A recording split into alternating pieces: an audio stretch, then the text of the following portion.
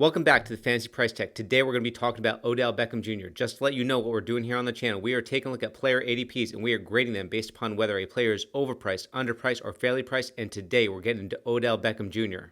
We're going to be doing price checks like these all season long leading up to draft, so be sure to click that subscribe button. By subscribing to this channel, you will hashtag win the draft. Let's get into Odell Beckham Jr. Odell Beckham Jr. is a guy that I'm having a hard time ranking this year. In this video, I'm going to be answering whether you should be drafting Odell Beckham Jr. in the third round or avoiding him due to his injury risk. Right now, he's my wide receiver 9 to wide receiver 15 tier, but I don't know if I should be putting him at the top or the bottom of the tier. He's in that tier with Allen Robinson, Adam Thielen, DJ Moore, Cooper Kupp, and AJ Brown. Odell Beckham Jr. is currently being drafted in the middle of the third round as a wide receiver 10 off the board. He's currently being drafted right after Allen Robinson and right ahead of Amari Cooper. We know that when Odell Beckham Jr. is healthy, he is a top 5 wide receiver. He's a guy that's been drafted in the first round the last few years, and this year he's being drafted in the third round. I was initially reluctant to draft OBJ there because of his injury risk, but in this video I'm going to break down whether he is worth the risk at his ADP. Before we get into this analysis, if you're liking these price checks, do me a favor and hit that subscribe button. The last time you were happy drafting Odell Beckham Jr. was in 2016. That was a long time ago. Odell Beckham has been in the league for 6 years and he's only played in 16 games twice.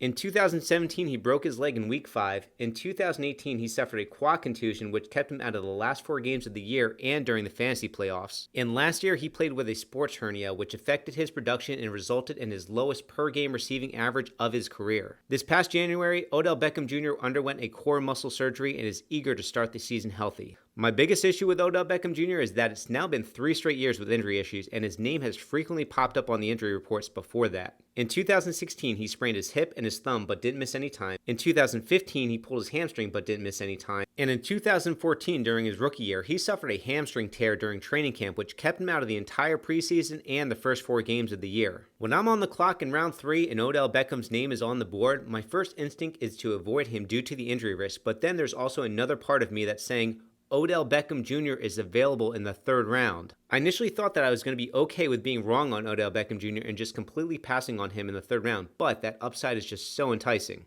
I generally don't want to take on risk in round 3, but you would be able to mitigate that risk by doubling up on wide receiver in rounds 4 and round 5. Odell Beckham Jr. could easily outperform his ADP and finish as a top 7, maybe even top 5 wide receiver. Let's talk about some reasons to be bullish about Odell Beckham Jr. in 2020. At 27 years old, Odell Beckham Jr. is still in the prime of his career, and you could trust that he's going to rehab himself back from this core muscle surgery that he had this past January. He was also getting plenty of targets last year. He had 133 targets, which ranked 12th among wide receivers, and he had 31 deep targets, which ranked 2nd in the league.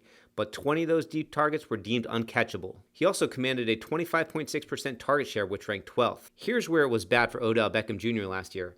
18th in receptions, 23rd in receiving yards, 21st in yards after the catch, 29th in yards per route run, and just 4 touchdowns. Not all of that was on Odell Beckham Jr. last year. That is also on Baker Mayfield and the Browns' horrible offensive line. Only 75% of Odell Beckham Jr.'s targets were deemed catchable, which resulted in a terrible catch rate of 55%. Most receivers are well over 60%. What I was happy to see is that the Browns addressed their offensive line by adding Jack Conklin in free agency and then using their first-round draft pick to take Jedrick Wills. Jack Conklin graded out as the 12th best offensive tackle according to PFF, and Jedrick Wills looks like an absolute monster that should immediately improve the Browns' offensive line. An improved offensive line will lead to a better Baker Mayfield and a better Odell Beckham Jr. Last year, Odell Beckham Jr. put up 74 receptions for 1,035 yards and 4 touchdowns. That finished as a wide receiver 31. However, if you are to increase his catch rate to 63%, which is his career catch rate, he would have 10 more receptions based upon the same amount of volume. 63% is also the catch rate of the guys being drafted around him like Allen Robinson, Adam Thielen, and DJ Moore. The only added concern that I have to the volume, other than the addition of Austin Hooper, is if the Browns become a more run-oriented team under new head coach Kevin Stefanski. While Kevin Stefanski was the offensive coordinator for the Minnesota Vikings, he was running a 50-50 run-pass offense, and last year the Browns had a 40-60 run-pass offense. However, even with a 50-50 run-pass offense, the Vikings were still able to support 2 wide receivers in Adam Thielen and Stephon Diggs at their ADPs. I'm sure the same will be true for OBJ and Jarvis Landry. However, despite those concerns, it should not be difficult to get a healthy Odell Beckham Jr. 133 targets this year. Just modest improvements to Odell Beckham's health, the Browns' offensive line, and Baker Mayfield should lead to Odell Beckham getting back to 90-plus reception territory. With 85 receptions on Odell Beckham Jr.'s career average of 14 yards per reception, he could easily get to 1,200 yards this year. Only 11 wide receivers caught at least 85 receptions last year, and only 4 wide receivers had more than 1,200 yards last year. Odell Beckham Jr. also has a career touchdown rate of 7% of targets and 11% of receptions. Based upon Odell Beckham's career average, he should have had 8 to 9 touchdowns last year. Odell Beckham Jr. had 10-plus touchdowns during his first 3 years in the league. If Odell Beckham is healthy this year and plays 16 games, I would expect at least 85 receptions for at least 1,200 yards and 8 touchdowns at a minimum. That would finish as the wide receiver 7 in standard and the wide receiver 9 in PPR based upon last year's finishes. His current ADP is a wide receiver 10. When I calculated Odell Beckham's 16-game pace while he was with the Giants, I came away amazed. His 16-game pace based upon his per-game average on the Giants comes out to 169 targets for 106 receptions,